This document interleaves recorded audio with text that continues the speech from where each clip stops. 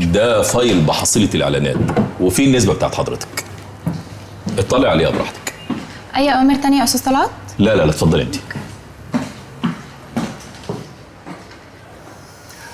على فكره احنا المفروض ما نتقابلش كتير الايام دي. ليه يعني؟ انت مش المحامي بتاعي وعادي ان انا اشوفك؟ اقل غلطه هيبقى فيها خطر علينا. خلاص تعالى نتكلم في الشغل شويه عشان تهدى وتمسك اعصابك. ما انا هادي. ايه حكايه جلال صلاح الدين؟ حكايته؟ ليه بتفكر تدمج القناه بتاعته معانا؟ انت بتساليني بقى على اساس يعني انك عايزه تطمني على اموالك وثروتك وكده؟ انت بتتريق يا طلعت؟ زي ما يكون ماليش اي حق. زي ما يكون؟ انت فعلا مالكيش اي حق.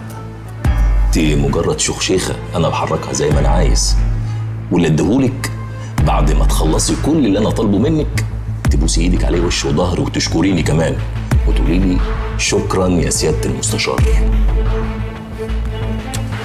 انت نسيتي نفسك ولا ايه؟ انا اللي عملتك. انت مجرد واحده مشبوهه كانت هتخش السجن لولايا، وما زال تحت ايدي اللي يوديكي في 60 داهيه. ايوه بس ده مش كلام واحد بيحب واحده. ده كلام واحد متضايق من واحده، مفروس من واحده، متعمده تصغره وتضايقه وتعرضه للخطر وتعرض نفسها للخطر. البرنامج اخر الاسبوع وانا جاهزه. عرفت هتعمل ايه؟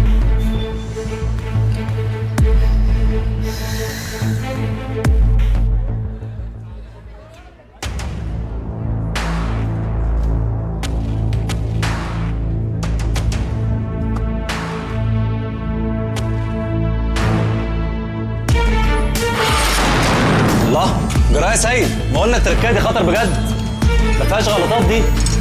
المره الجايه بقى انا ميت جوه دي بالثانيه. اطلع تاني وركز بقى. خايف عليك حبيبتي ما تقلقيش، ما بلاش التركايه دي. ده شغلي واكل عيشي اللي ما عنديش غيره. وبعدين لو سبت حركه النهارده بعملها عشان خاطر بسيدي بكره اعملها واعمل اللي اخطر منها كمان. انت عندك حاجات كتير تانية كويسه ومش خطيره. محدش بيكبر من غير ما يخاطر ولا ايه؟ ما تقلقيش. ان شاء الله سايب بقى ولا ايه؟ مش هنخلص؟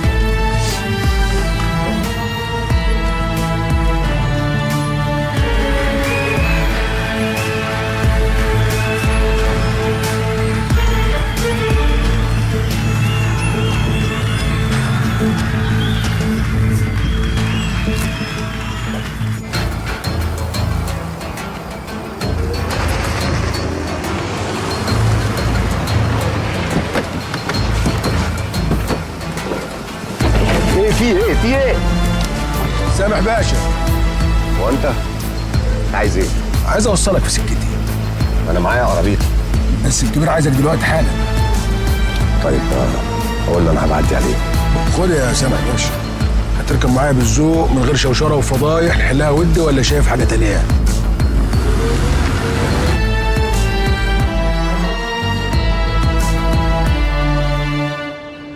سامح باشا، يا مساء الانوار. مساء الخير يا منصور باشا. لو انت كنت فاكر انك هتزوغ ومش هعرف اجيبك. وليه الكلام ده يا باشا؟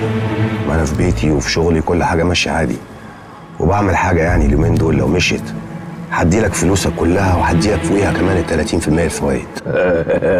يا راجل انا بتكلم بجد يا باشا. تتكلم جد في ايه؟ لو كنت فاكر انك انت هتزوغ وما تدفعش اللي عليك تبقى غلطان، لان دلوقتي حالا هوريك نمره عمرك ما شفتها في حياتك ومش هتنساها، وكله بأوامر الباشا. صفا 5 دقايق يا باشا. ولا دقيقة. أنا ماسك أدلة جريمة قتل على واحد وهيدفع. على مين يعني؟ أدهم المهدي. نعم. قتل أخوه، ورث من وراه ملايين متلتلة ملهاش أول من الآخر. سمعني.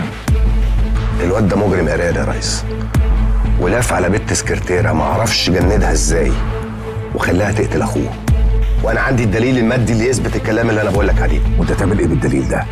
انا بضغط عليه وبساومه عشان يدفع. مش هتقدر عليه. يا باشا ما عندوش حل تاني، يا هيدفع يا اما هيروح في 60 داهيه. لا يمنع الدليل.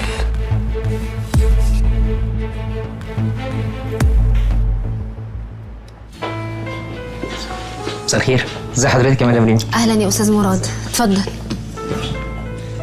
بصي جبت لحضرتك كل التفاصيل وكل المصاريف اللي حضرتك طلبتيها مني.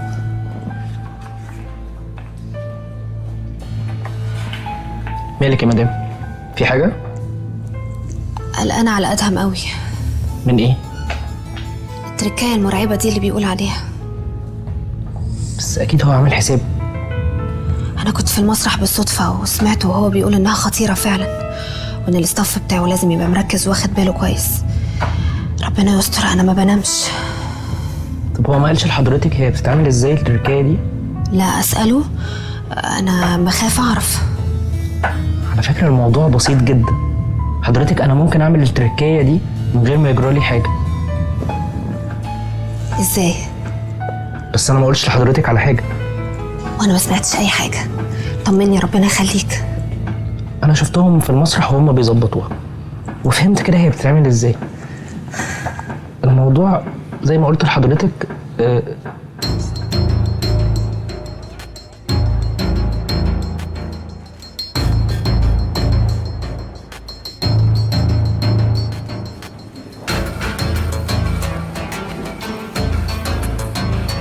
طمنتني.